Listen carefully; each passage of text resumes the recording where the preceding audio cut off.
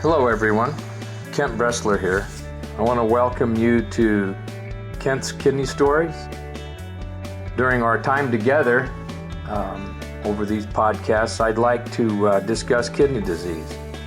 I'd like to tell you about my journey as a transplant patient, but also talk about dialysis, kidney donation, and just about anything else that might be of interest. Kent's Kidney Stories, a podcast endorsed and sponsored by kidneysolutions.org.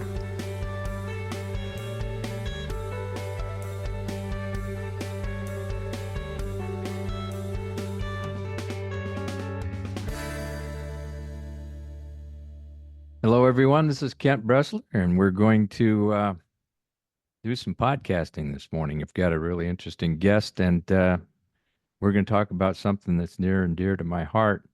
But before we get started, let's pray. Heavenly Father, grant me the thirst for knowledge and the wisdom to understand. Open my mind to new ideas and perspectives. Help me learn from my experiences and the experiences of others. As I seek knowledge, may it be a source of growth and enlightenment in my life. Thank you for being the ultimate source of wisdom and understanding. We also ask that you look down upon those on the waiting list, those who are searching for a kidney donor, and those who are suffering on dialysis and may not even be able to be transplanted. We ask for your infinite wisdom and healing, for their grace. Amen. So, everybody out there, we've been banging away on these podcasts. So, we've got quite a few, and our listeners are accumulating, and I'm grateful for that. Also reminding you that we have support group every Monday night at 6 o'clock. Central Daylight Time now. So if you want to participate, go to kidneysolutions.org and sign up. It will provide me with your email address, and they will give you an invite. Last week, we were blessed with 51 souls who came on the podcast or the support group, and we're really grateful for that. All right, so let's get started. This morning I have Elaine Perlman, and she's came to me via James Myers, my good friend up in Hammond, and he said, "You need to have this gal on," and so I said, "Okay, fine," and we're going to do that because she's talking about something that's near and dear to my heart, and that's trying to help donors to get some type of reimbursement, stipend, or help with the expense of that they incur during giving a kidney. We know that kidneys are in short supply, and that's also borne out by what happened yesterday in the news when we found out about this gentleman getting a pig kidney. Bless his heart, and we we pray for him, and thank goodness that he had the courage to stand up to do something that was monumental, in my opinion, as this begins. We're going to have one of the eGenesis doctors on to discuss this in the near future, so you want to pay attention to that. Okay, Elaine, good morning to you from Kerrville, Texas. You look bright and ready to go. Thank you so much, Kent, and I'm really excited to share my ideas, and I'm absolutely excited that this technology allows us to meet together. I'm in New York and you're in Texas. It's pretty amazing. Yeah, especially at this hour, right? Well, you got 10 o'clock, I'm at 9, so that's not too bad. And I've been up for a while. So, over the years, since I've been transplanted, my brother gave me a kidney, and everybody knows that, and I won't go into major detail here, but that was 37 years ago. And I remember him, I've been coming into, in 2017, coming to Washington, D.C. with me with the National Kidney Foundation, and we advocated for the Living Donor Protection Act. Now, that was in 17, and I did that since 2012, and we still don't have a federal act to protect donors. And when I found out about your end of Kidney Deaths Act, I got real interested. Give me a little background about yourself, and then let's get into this act and let's dissect it. Sure, I'd love to. So my name is Elaine Perlman. As you said, I'm the executive director of Waitlist Zero, as well as a mentor for prospective donors with the National Kidney Donation Organization. And I am a lifelong educator. I've taught elementary school, middle school, and high school. I also taught early childhood for 7 years. That's children under 5 years old. Most recently, I was a professor and program director at Columbia University, where I ran the Peace Corps Fellows Program, meaning people who served in Peace Corps wanted to work in under-resourced schools. I taught them how to teach and then supported them in the first 2 years of their teaching. About 4 years ago, my son donated his kidney to a stranger at age 19, and I did the same thing 6 months later. After donating, I began researching about kidneys and the kidney shortage, and I recognized that it's a solvable problem. So I resigned from my position at Columbia and am now devoting myself full-time to ending the kidney shortage. I am really proud and excited to be one of the leaders of this movement. Our bill is entitled the End Kidney Deaths Act. It's a 10-year pilot proposal to provide for every American who gives their kidney to a stranger a $50,000 refundable tax credit allocated over 5 years. And we believe that very likely, hopefully, there's a xenotransplantation solution down the line that will be affordable and widely available, as well as perhaps a digital or 3D printed kidney. Who knows what's ahead? And that's why we've made it a 10-year pilot, because we know that whatever technologies are in the future will not be available for those who are dying now and in the near future. And it breaks our heart that people are dying every day from a solvable problem, a curable illness. They would all be greatly benefit from having a living kidney transplant, which we know lasts twice as long as a deceased kidney donor transplant. This shortage is a massive and tragic problem that we can end if we begin incentivizing people to step forward. When people donate to strangers, they're donating to those who are at the top of the wait list. Those are likely people who are low income. Those people are 4 times less likely to be transplanted and 4 times more likely to die from the kidney shortage, as well as middle income patients. So middle and lower income patients are really having the hardest time getting themselves a transplant because of the health outcomes in low-income neighborhoods. They tend to be lower than those of people with high incomes. Also, people with high incomes tend to have larger social networks, so more likely that they'll be able to find a donor, more likely they'll be able to afford a billboard or a team of people to find them a kidney. Right now, it's the low-income people who are, and also people who live in rural areas who suffer the most and are the least likely to be transplanted. So we're excited about this bill. We began advocating on January 3rd of this year. It's a movement that started by a small team of people who gave kidneys to strangers. We all saved one life. We now want to save thousands. And so by the 10th year of the End Kidney Deaths Act, once it passes, hopefully in 2024, we will have 60,000 additional kidneys in the system, so 60,000 lives saved, as well as an astonishing $14 billion in tax savings by year 10. So we are very excited about this bill. We're having across the board with the 100 offices we've spoken to a really positive reaction to the bill. And so we are hopeful that we can get this across the finish line this year. I hope so too. Like I said, we've been struggling with with Congress for years on the donor bill. So yeah, I hope so. There's got to be some outside of the box thinking in this whole process because it isn't working. We have too many people dying every day, just waiting on a kidney. It's Yeah, tragic. It's tragic. it's tragic. Can you imagine if somebody needed a life-saving heart medication and they needed to wear a sandwich board around town to get that medication, or they needed to put up a billboard, or they needed to wait years in order to receive that medication and often dying while waiting? We have 12,000 people annually who join the wait list healthy enough to be transplanted.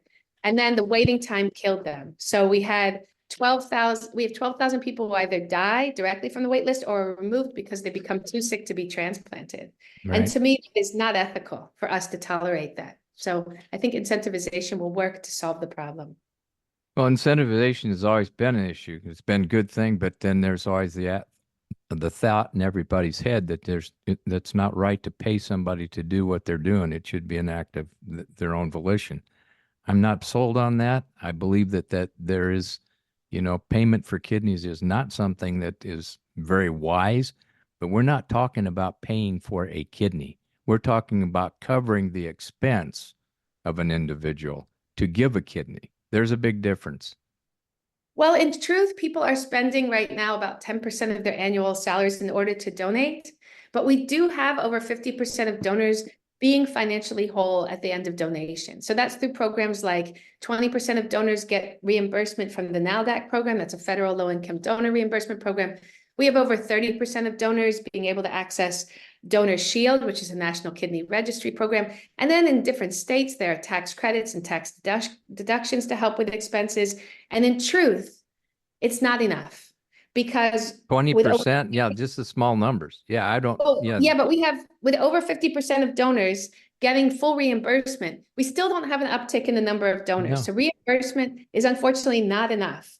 We have for the last 24 years a consistent 6,000 to 7,000 living donors, even with reimbursement. So just to be clear, our program is, of course, about reimbursing expenses, but even Yes. if someone gets the reimbursement, they still would qualify for what is essentially compensation. So it is paying people. However, it's not saying to someone, hey, make a quick decision to donate, and then you get a windfall of cash as if you won the lottery. It takes over 6 months generally to get approved for donation and actually donate. And so the person wouldn't be able to access the first $10,000 until the following tax year. Now, for people who do not want the funds, they could either not file for the tax credit, or they could donate the funds that they get to their favorite charity.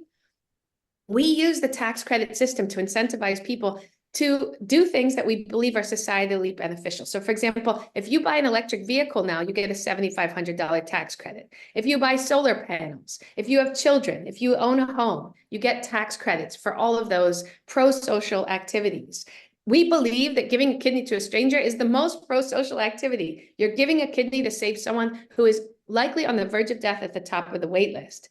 And we know that kidneys that are living kidneys are the gold standard. So in reality, this is not just a reimbursement program. Reimbursement programs have not moved the wait list, have not declined the number of people on the wait list and increased donation. This is reimbursement. It's gradual, it's over time, and it's equal for all donors. Now, remember, when you're going into being approved for donation, they do an intensive physical and psychological evaluation. If you are a non-directed donor giving to a stranger, that psychological evaluation is much more intensive than if you're giving to someone you know. And so we trust the transplant centers to screen people, but this is a payment program. People are being paid. However, people are being paid to be firefighters. There's no cash. There's no cash involved with this, though. There's no cash Actually, involved. in No, reality, we're not paying them. They're well, reimbursed for expenses. Is that not correct? Am I that's not wrong in correct. figuring it? Yeah, it's more than that. So But because no, but $50,000, no, if is you are there's no cash involved here. They don't get a check. They do. So it's a Oh, refundable they tax do. credit. Yeah, I just want to clarify that. Interesting. So a Interesting. non-refund, so the way it works is that only half of Americans pay federal taxes because they don't earn enough to qualify to pay federal taxes. So if I'm a high earner, I would get a tax deduction on my taxes owed to the federal government. But if I don't pay federal taxes at all, or I'm a middle or low income earner, half of Americans qualify for that, they would actually get a check because it's a refundable tax credit. It's not a non-refundable tax credit. So actually, someone would be getting funds for their kidney. And so just to clarify, it would Well, be money that's a spent. good thing to say because Yeah, it is quote not totally reimbursable. They're going to get a check. So that yes, in it is technicalities, payment. It is yeah, it is payment. payment. Yeah, Yeah. it is pay However, for a kidney.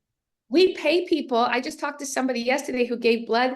She got $70 for that. If she gave blood over 30 years, she would earn $20,000 from her blood.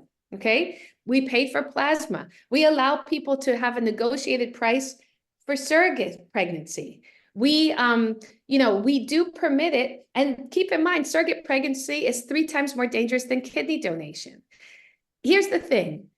Unless we incentivize people at a very generous level of $50,000 over 5 years, I don't believe we're going to be able to save more people. Simply reimbursing for expenses is already being done on a broad level. Over 50% of donors are reimbursed. And We do not have 50% an not. increase.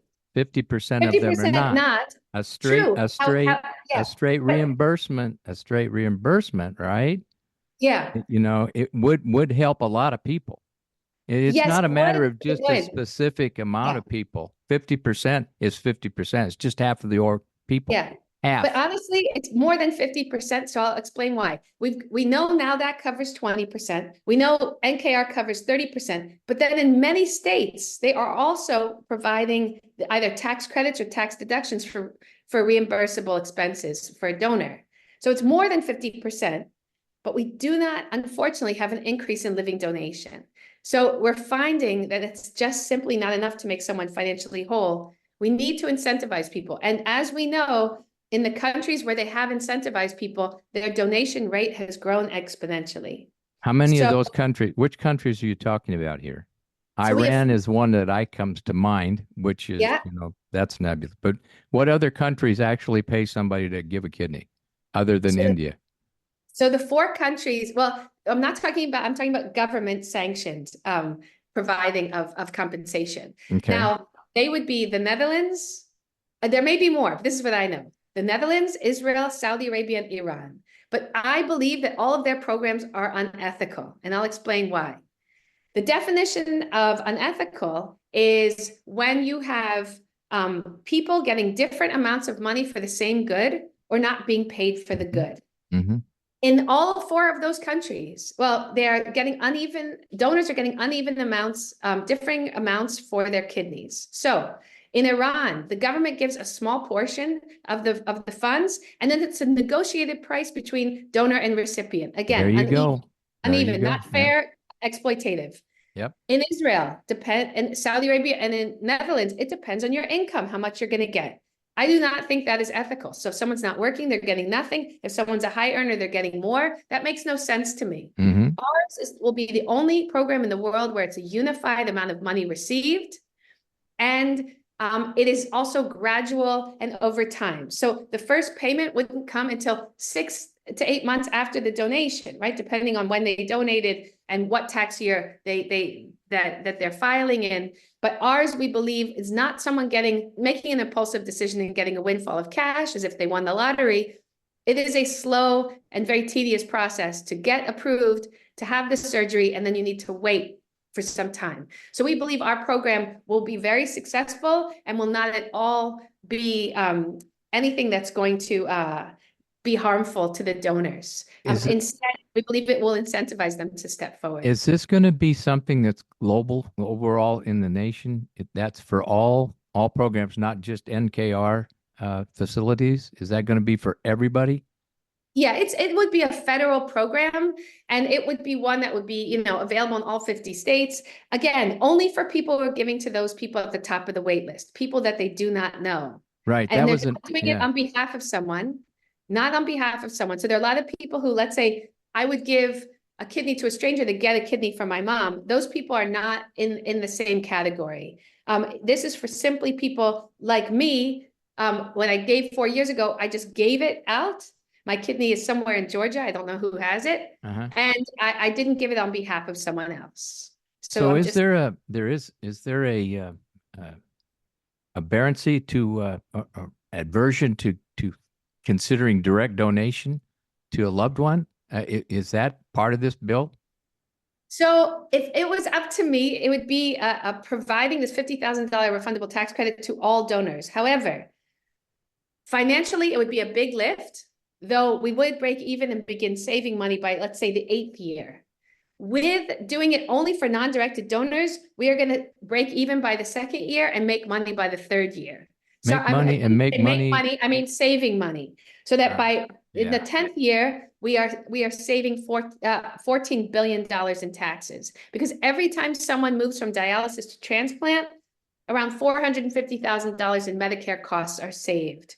So it's a tremendous cost saving to get people off dialysis. It's also incredibly important for their lives to be able to return to a normal life and get off dialysis. Well, what about looking at the front end of this? For all the people that shouldn't be on dialysis, shouldn't be directed to dialysis, should be transplanted before dialysis, transplant first. Yeah, Where's the economy of scale here? At what point do we look at that group at two? The bill itself is sound, but it's selective. And to me, it it is seems like, selective. yeah. Yeah. And then that atones again, there's going to be a lot of questions about selectivity here. Yeah, ideally, this would be a bill that would cover every donor because I believe every donor should be compensated. However, by making it a 10-year pilot, we are hoping that the bill, listen, it could be by the 10th year, everyone's getting pig kidneys and we're in good shape. We don't need to incentivize. But in reality, I believe that the bill will be so successful that it'll be extended to all donors because, as we know, those who get the preemptive transplants before they need to get on dialysis are going to survive and thrive much better than those who are on dialysis for years and their health is Oh, there's no deteriorating. doubt about that. There's no doubt about Yeah, that. but there are Transplant so many first. people. Yeah, they estimate that 2/3 of people who would qualify for a transplant are not waitlisted. And one of the reasons is because getting tested is difficult. And also the chances of getting a kidney are so low that especially in states with very long wait lists, that why even bother going through all the somersaults in order to get on the wait list when the chances are the patient's never going to get a kidney. So we know that the wait list doesn't represent all people would benefit from a kidney No. transplant. However, we currently have 300 Americans, that's 1 in a million, less than 1 in a million Americans who step forward to give kidneys to strangers.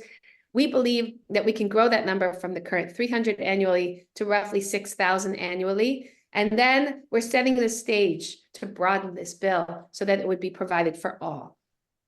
Yeah, I think that's really the penchant for transplant is how long you have to wait.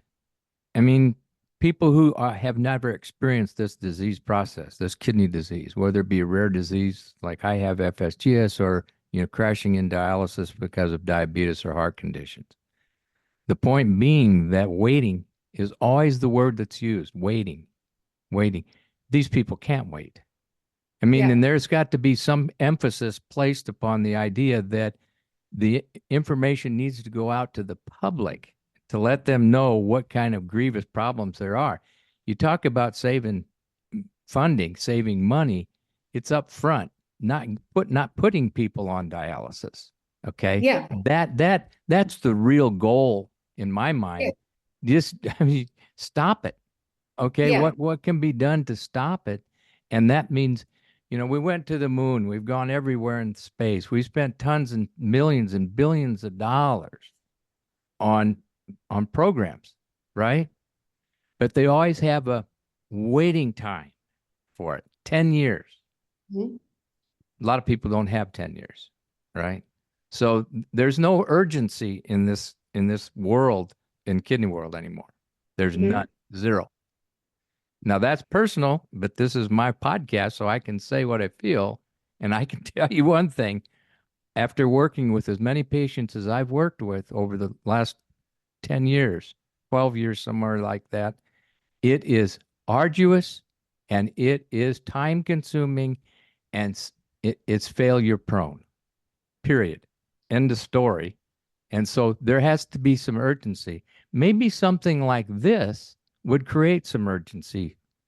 I have a hard time wrapping my head around 10 years because that 10 years in a kidney disease patient, it's a lifetime.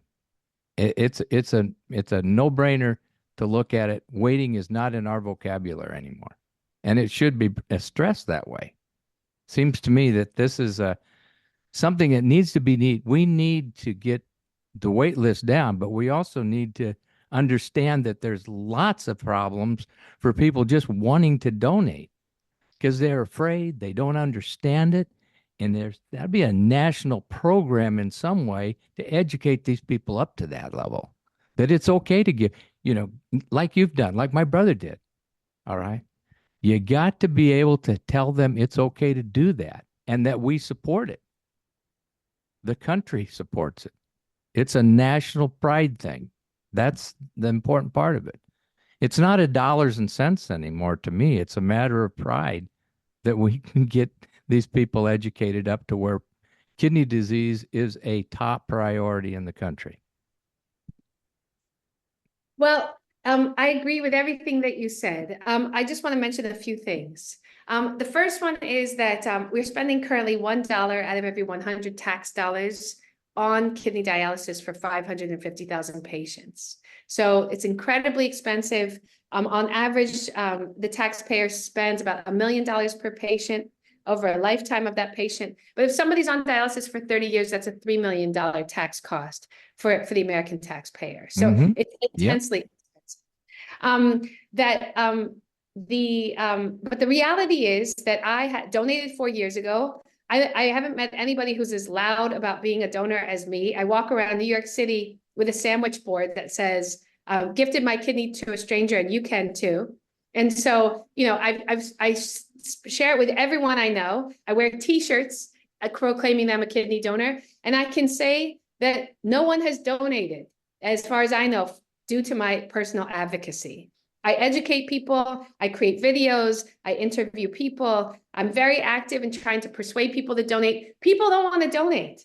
People do not want to have a surgery that they do not need. And this goes for parents of children with kidney disease or children with parents with kidney failure. They are simply not donating. They are perhaps afraid to donate. And even when you tell them it's safer than childbirth, they still don't want to be cut open and have a major organ removed if they don't have to. And so education, unfortunately, I've seen firsthand on multiple levels, does not persuade people to No, donate. ma'am, that's not what I said. I said there's a national need to make people aware of the problem, not For sure, educate them for up. sure. I mean, Listen, this is I am not all an for educational education. thing. Yeah, Education, yeah, we throw money at education all the time. It doesn't work. yeah. All right. Exactly. Yeah. No, What and I agree with works? you. And Yeah, I would greatly support billboards and commercials during the Super Bowl. You name it. I would love to educate people absolutely. about safety of Absolutely. transplantation and the need. I'm not saying we don't need it, but I'm saying in my own personal life, where I've talked to so many people, and as a mentor for people who want to donate, I talk to people, they simply don't want to do it, And I don't really understand it because when I heard about the opportunity, I was like, hey, I can do that. That's not a problem. So, there are these people like me who think, let me step forward. Of course, I've got an extra kidney. I don't need it. Someone will survive and thrive with it. I'm giving it away, right? So I'm saying, of course, you need to tell people, but I know that telling people is not going to persuade them to do it. They have to have that internal, whatever candle is within them of generosity or of fearlessness that they are willing to go through it. And I know so many non-directed donors, they're just generally speaking, people who say my life became better after donating, right? And that they Well, would do it sure. again. Even those who direct donate are that way.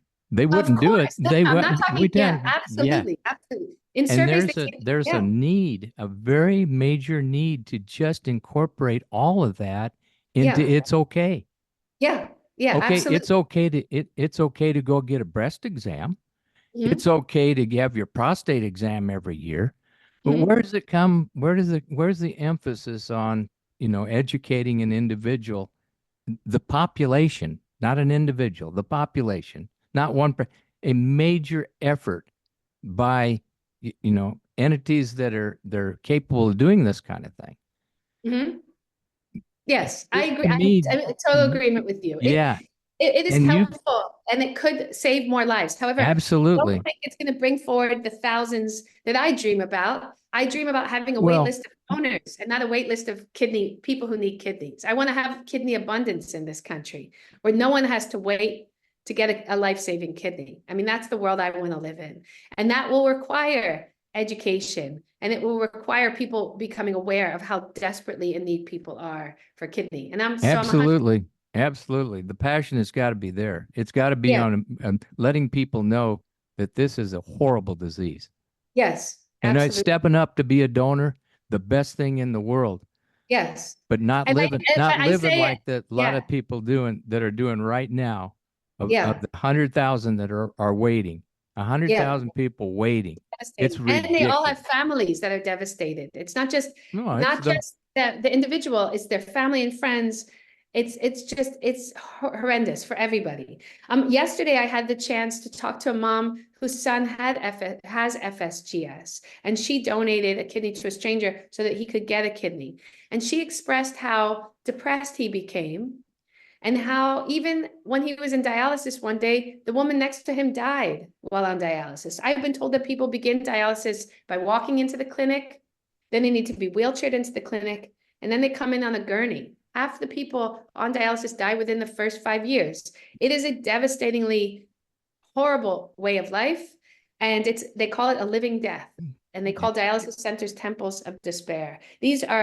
This is a solvable problem, and through incentivizing at first those who give kidneys to strangers and eventually all donors, we will get to the place where we no longer have a wait list. Listen, OPOs get $55,000 per kidney in payment by the hospitals, right? Which is really coming out of our tax dollars, because they'll bill Medicare for that. So the OPOs are being paid. The surgeons are paid. The person who carried my kidney to the airport is paid. Everyone is paid except for the supplier. No wonder we have a shortage. We have to be able to provide an incentive. And I have a study by Dr. Thomas Peters, an eminent transplant surgeon, that shows that if people are offered $50,000, they would become much more likely to donate, which is music to my ears. I also have a study. Sure. Who Yeah. wouldn't? Yeah, Yes, who exactly. wouldn't? That's one of those obvious So where studies. does that 50,000 come from? It's coming from the federal treasury, the exact same place where the money's being saved, Exactly. right? Exactly. It's Yeah. not a negotiated price. It's just exactly where the $450,000 is being saved. 50,000 will go to the donor, allocated over time. So I just believe that this problem is a solvable one, and the way out of it is incentivization. Okay. Point well taken. I'm not going to argue it. I'm not going to Okay. argue it. But I'm writing a direct check for anybody who wants to get $50,000 is not the answer. Right. Right. So there's got to be some really, I guess, graciousness in this whole process. In other words, somebody's got to take a stand and say, look, people do not know enough about how easy it is to donate. They don't. Well, I tell them, and they still don't No, want but to do you're it. one person. I know, but I'm just Elaine, saying, you're one person, and I I'm talk to talking lots about of a people. Yeah, national program to do this, not an yeah, Elaine Perlman program, I a agree. I agree. national program. Yeah, And but that's I what's see lacking. hesitancy. People are, if people, even within families, when they have a loved one, are unwilling, you can see the resistance. Now, if we had the national program and the national advertising campaign, we could up the number of living donors without a doubt. Absolutely. But Absolutely. But we're not yeah, doing that. And we're just not like we're doing that. not incentivizing. Yeah, It's a this is not the cure all here. This is a yeah, step in the right direction. yeah, All right. Let me go down on record of that when people listen to this. yeah, But I'm going to tell you, when you're living with this disease, time is of the essence. yes, So if you're yes, listening to this program today and you're looking at the 10-year shell, that's not where it needs to be. Okay. It mhm, needs to be shorter and it needs to be quicker and there needs to be more urgency in the program. And that's the last I'll say about that. It's true. yeah. So let me get us back into the what will it take to get people to and Congress to listen to this because they haven't listened to the donor bill. That's Yeah, the thing about the Living Donor Protection Act is that it has it's the most supported bill in Congress, and it's been around for a long time, over a a long decade. time. Yeah. And it Over has 10 two years. components to it. The first one is Family Medical Leave Act protections, and the second one is forbidding insurance discrimination against donors. Mm-hmm. Yep. The first one, the Family Medical Leave Act protections are already provided by the Department of Labor for donors. Now, when I've asked about it, I've heard, well, we want to codify it into law, but yes, the protection already exists. So half the bill By is not, executive order. yeah, half the bill is Not not, not by bill, not by congressional mandate. It is by executive order, which can be moved at any point in time.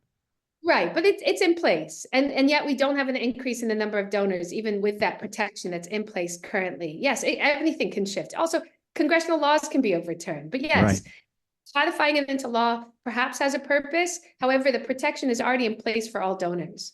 The second one is insurance discrimination, forbidding of insurance discrimination for life or disability insurance or those kind of insurances. Now, it's already passed in 33 states. So we have 17 states where it's not, the protection is not there.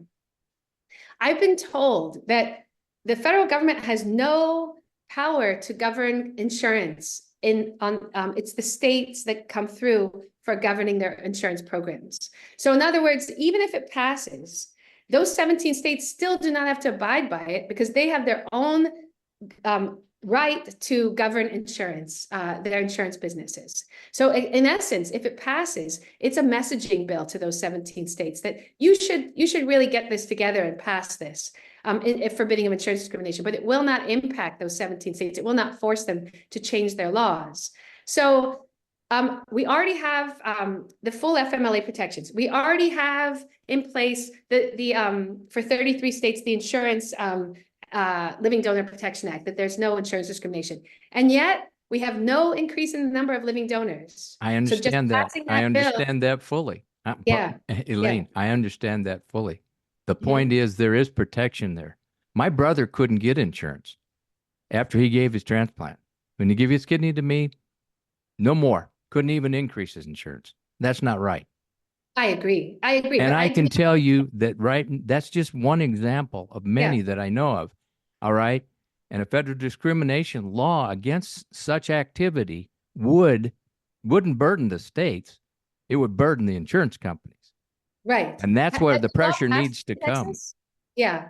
Has the LDK yes, ma'am, and I was part of it. And I'm very proud to say that we have a bill, all right, that brings insurance into it. They don't discriminate in the state, all right, against a donor.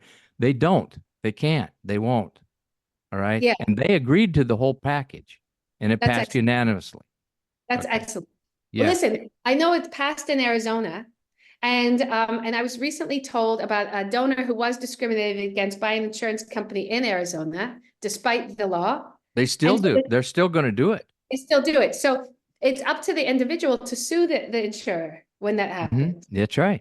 In that case, the National Kidney Registry is helping to sue the insurer, but it's still happening. But what I'm saying is, yes, I want donors to enjoy every protection under the sun. Every protection that's possible needs to come to the donor. Yeah, these laws, no other law but the End Kidney Deaths Act that's currently being proposed or has already passed would dramatically decrease the wait list. So that's why I believe our bill is a different argument there. That's apples and oranges here. That's what we're trying to do with this bill. Each bill is independent. Right. National. Every bill is independent. There's no, convoluted bill that everything is taken care of. This one does what it means to do. It provides some type of, quote, stipend, if you will, to help the donors. That's what we need. All right. Yeah. And nothing to do with protection against, shidiness like we have with the insurance companies that discriminate against people who want. There's no reason not to have these bees. No reason. There's no reason. Yeah. Right. It's just totally unfair. Absolutely. And, Of course, we talk about fair. It's not fair, but how do you provide fairness? You keep working at it, and you make sure that you support things. And people need to look at this End of Kidney Deaths Act and form their own opinion. But they've gotten a really good look at what this is today. All right. Mm-hmm. Don't advocate for something you don't believe in, and don't just blanket say this is going to work. Make sure that you do your homework, and this is part of the homework process. And what you're doing, it's great. I want to see it continue, and I'm going to talk to my congressman about this. I'm going to talk to them and see where they stand. I'll bet you 90% of them don't know what's going on with this act. Well, we have had 100 meetings, so that's pretty significant, and it's had really good reception. Well, so, I'm glad. I'm glad because it's time. It's time for this kind of thing. And I'm tired. Waiting is not in my vocabulary. Me too. And I've had a kidney for 37 years. Amazing. A kidney for 37 years. Not mine, my brother's kidney.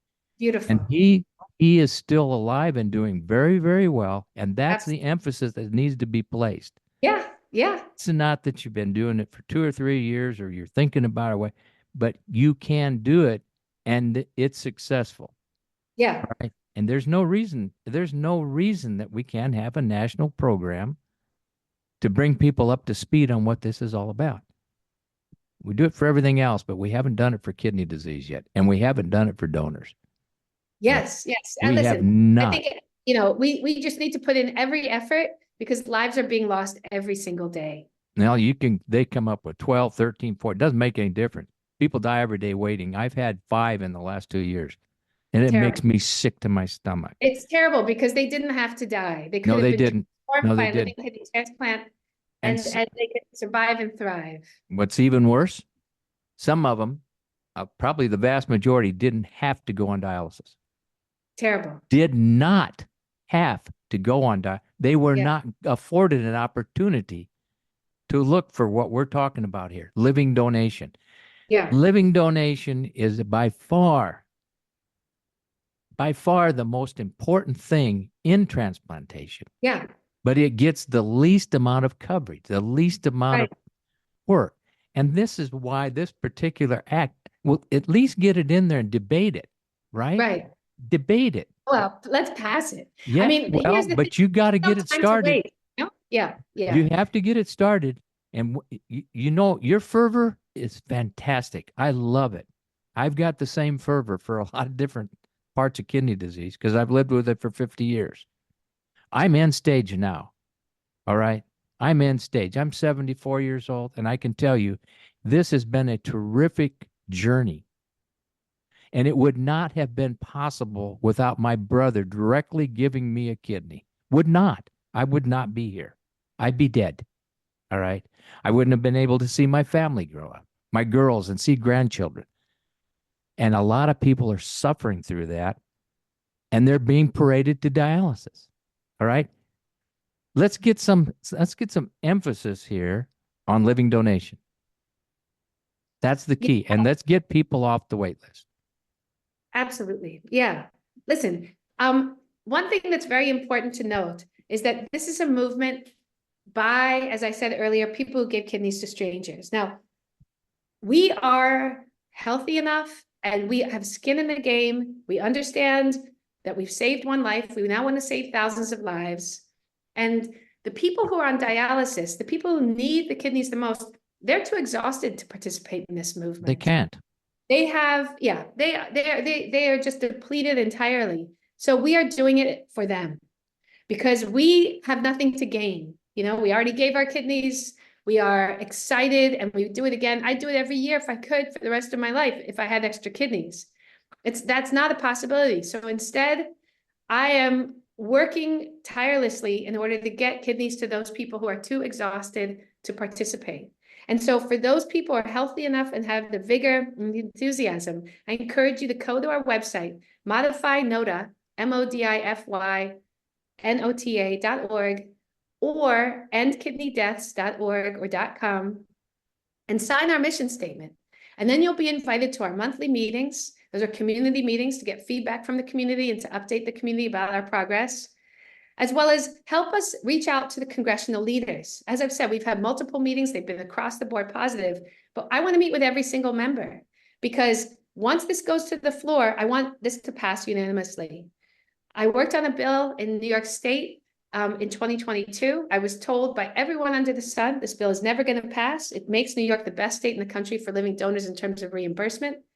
I was told, yeah, this is not going to happen. It passed unanimously because kidneys are bipartisan.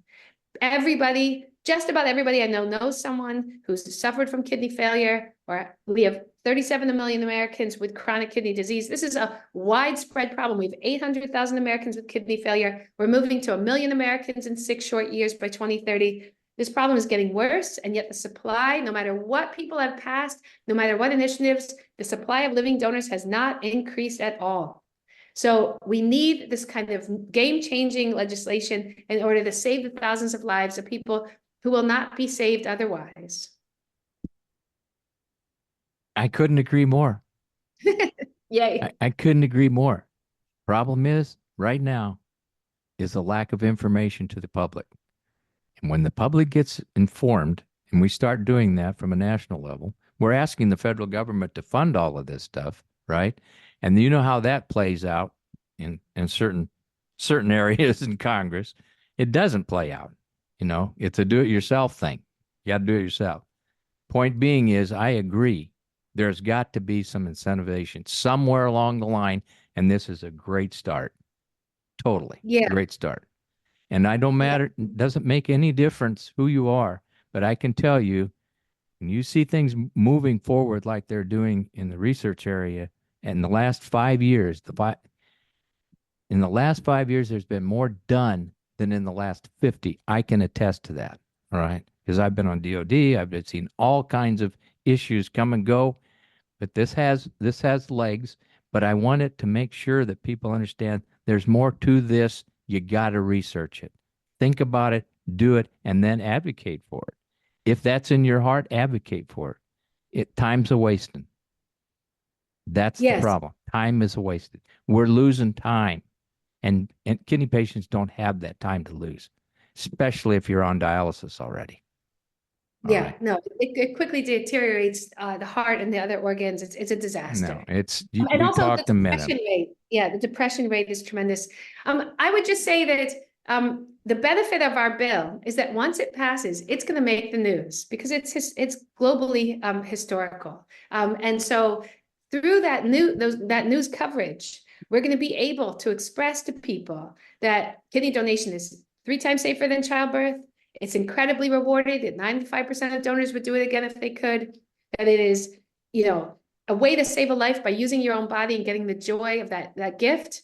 It's not going to diminish the gift. It's going to increase the number of people who are willing to give the gift because just people finding out about this through the news media are going to be, while learning about the tax credit, will be learning about kidney donation itself. So it will, in essence, provide its own educational package along with the publicity. And believe me, there will be huge publicity about this once it's passed because it's an opportunity for someone to not only get the rewarding, lovely feeling of saving a life, but also be able to do home repairs or put money down for tuition or put money aside for the child's college or give the money to charity or not take the funds at all.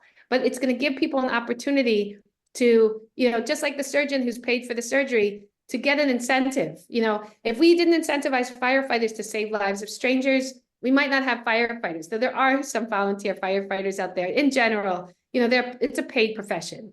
Surgeons putting their entire life's work into saving lives, that's an incentivized position. Incentivizing people to save the lives of strangers is an American tradition. Providing tax credits to incentivize good behavior is also an American tradition. And I think providing that for people who give kidneys to strangers is consistent with that mission. Okay.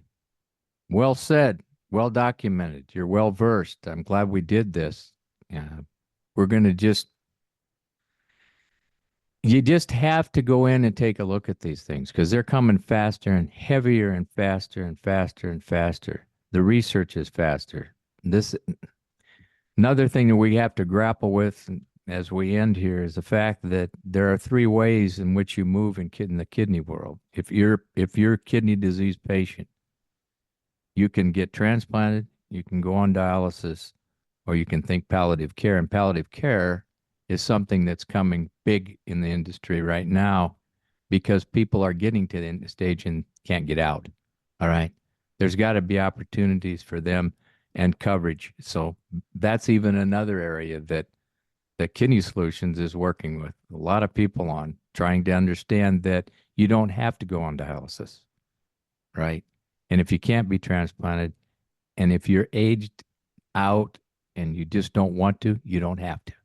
There should be a mechanism in which you can be gracefully allowed to move on in your life and enjoy what time you have left. And I'll just leave it at that. So thanks for coming on, Elaine. It's just, it's amazing kind of things that are happening. And this is just one of the many, many things that encouraging me in this journey. I just hope that people will take the time to go back and look at the End of Kidney Deaths Act and work with it. Think about it. Everybody has the option now. Everybody has the ability to do this on their own. But I can tell you one thing for sure. If you don't, shame on you because it's something that's very much needed. Donors are important. If we don't have them, we're not gonna make a move towards seeing patients live through dialysis and through transplant. Dialysis is not a treatment. Treatment is the only one that we have bona fide is transplant. And you can't do that without donors, period. End of story. Okay. I don't know what else to say. I've heard a lot of things here this morning, and I'm really happy that we got to have you on. And I don't know what else to say. I'm without words. There's too many things in my head now that need to get formulated. But I do know I'm going to discuss this with my representative and my senators, the two senators, because they have ears, and I'm going to let them hear it. All right. Well, we had the Is there pleasure a of number? Is there a number on this? Has that made the has a bill had a number on it? In what? yes. So we do have one lead sponsor. We're looking for a second lead sponsor. So Okay. Okay. partisan. So I I did have got the pleasure. Yeah, I had the pleasure of speaking with the staffers in both Senator Cornyn's office and Senator Cruz's office, and they were mhm. highly supportive.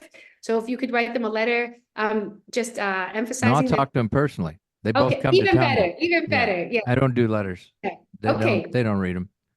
But that is they were both highly supportive of the bill. Yeah. And like I've said, everyone we're talking to just about so out of the 100 meetings, 98 of them were incredibly positive. And I think we only need to persuade 51% of Congress that this is an incredibly valuable bill. So I Well, think there's just a on our way. major emphasis here in Texas. Yeah, Cornyn's always been a kidney specialist. He's always been in the kidney corner. Ted Great. Cruz, questionable. Uh, but I can tell you that they're going to get an earful here. All right. Good. Music to Yeah. my ears. Thank you. Yeah. Thank you, Ken. All right. That's great. Now, I hope in my heart that people will understand that this kidney journey's it's horrible. Many people out there right now. You can't imagine the volumes of people that are out there don't even know they have this disease. You don't have to know, but when you do find out, there are places you can go for help. Kidney Solutions is one of those. We're a small but very productive and prosperous group of people, all volunteer, who want you to know that we're in your corner to advocate and to mentor. We're not donor hunters, we're mentors. All right. And everyone, regardless, donor or recipient, needs a mentor. They need someone that can follow them and be there when they've got questions. Because I can tell you, everything's so fast and so hard to get a hold of, like the transplant programs. We're not hard to get a hold of. We're 24/7. So kidneysolutions.org, and make sure that you realize that we're in it for you. All right. Patient centered and patient focused. All right. Elaine, thank you so much. Thank you And for the opportunity, Ken. And I'm so happy your kidney has lasted so long. You're definitely blessed, and I'm grateful for this conversation. yep, thank you very much. Okay, everybody, you know what the word is. Keep breathing.